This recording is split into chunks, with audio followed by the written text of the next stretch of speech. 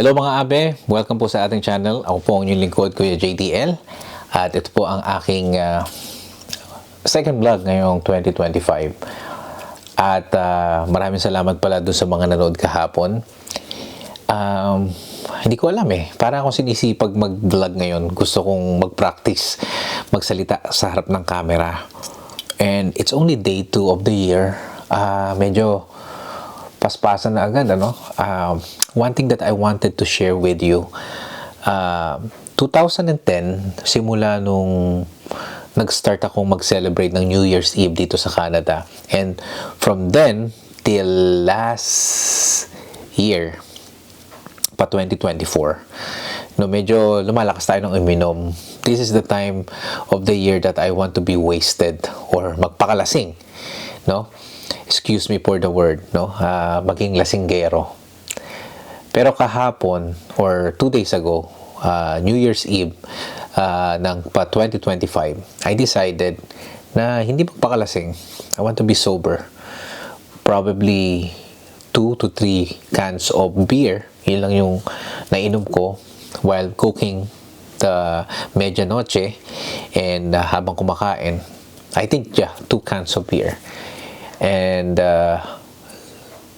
masarap pala yung pakiramdam. Nagigising ka ng New Year kahit alas 3 ka ng madaling araw na tulog at gigising ka ng alas 8 ng umaga. Puyat ka pero hindi ka bangag. Okay, o hindi ka sabog or walang hangover.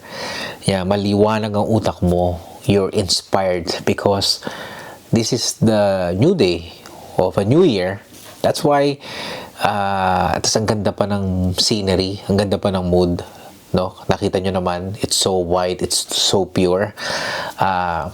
Then decided me to do some vlogs and offer you something that you can think about, no? Or na kailangan yung pag-isipan, no? So kanina or after nun, pag-uwi ko namin dito sa bahay, yung feeling na sobrang tahimik, and after all the sound of music, jolly and good vibes of the New Year, of the holidays, nung Christmas season, unti-unti nang nawawala, nagsisink in na sa inyo na you're gonna back to the reality.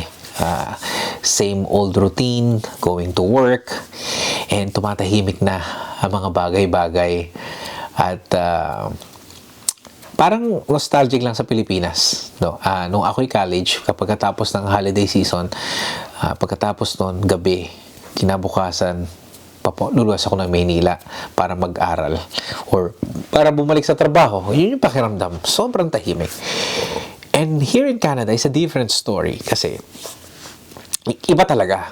Sobrang tahimik talaga. Kahit nasabihin mong Pasko, nasasabayan pa ng weather, malamig, and madilim na agad, hapon pa lang. It add up dun sa kalungkutan, no?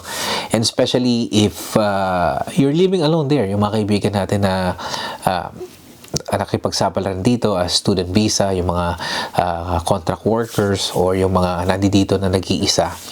And then, hindi mo aalis sa kanila na malungkot. And last time nga na sinabi ko, it's okay to be lonely. It's okay to be alone, but please try to choose to be not lonely. No? Okay lang na maging tahimik at medyo down, pero hindi yung sobrang lungkot. Hindi natin kailangang isipin yung depressed. No? But I'm not a medical professional. I'm just here trying to share my experience that yung kailangan mo labanan yung lungkot. By all means, kailangan mo siyang labanan. At siguro, ang isa sa mga ginagawa namin mag-asawa,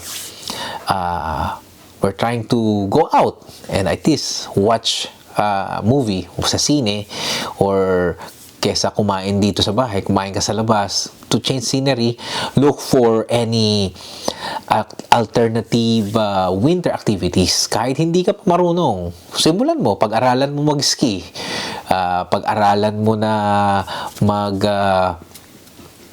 snowshoeing, yung mga ganung bagay. Kasi kailangan mong gumawa ng paraan para hindi ka malungkot. Kasi kapag ka magstay ka lang sa bahay, mararamdaman mo talaga na malungkot. But if you're not outdoor person, pwede kang kumuha ng mga ginagawa mo, mga mag-aral ng mga iba't ibang klaseng indoor activities. You can play basketball if you really want. Marami naman dito nag-o-offer ng mga court, mga organization. Look for it. And yung pagbablog na to, sometimes, kaya isa to sa mga dahilan kung bakit ko ginawa. It's not because of editing. Sometimes, yung mga vlog ko naman, hindi mo kailangan ng malakihang edit. Just to make kwento. No? Magkwento ka dito para lang may kausap ka. Kasi pakiramdam mo, when you look at the lens and then you say something, you say your piece, nakakatulong yun.